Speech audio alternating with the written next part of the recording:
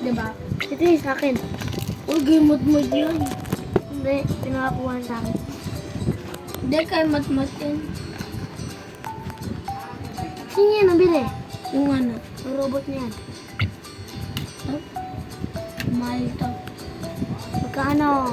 Hindi ko alam kung yung ako masamang bumili nito. Hindi ako. Saan yan nabili?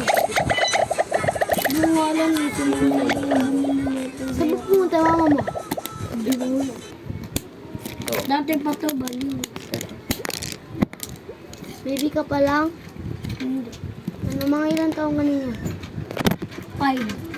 5. Tapos hindi ko alam saan nabili ni mama. Ako alam ko na yan. Nabili din ako ni mama niya. Pero kinuha na isang kaibigan. Nanakaw niya. Dahil nasumbong mo. Hindi ko nasumbong. Wala sa papa. Umalis. Malayo pa naman yung bahay nila. Sa Manila pa. Pumunta lang sila. Kasi hindi sila pumupunta dito. Ibig sabihin parang si Baba gumagalit. Si Baba meron ditong sugat to. Ano? Malaki. Hanggang dito lang. Tapos may dugo-dugo. Hindi. Wala. Ano, napapagalitan siya ng papa niya. Bakit?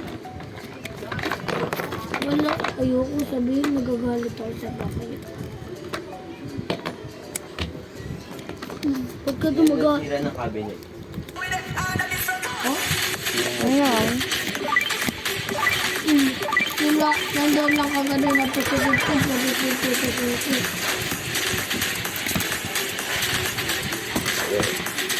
Tapos ako sa lang doon ni Baba.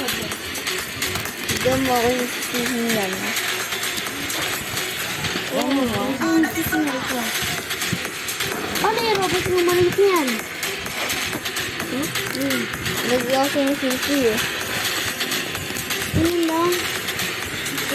Nasira yan nandito. Yan. Ah, yan. Ito? Ganyan lang. Ito kulay ito nasira lang. Walang pag-asa maanap. Ano ba yan? Multi-transport. Wala. Kotse lang. Gusto niya ito kuya ko eh.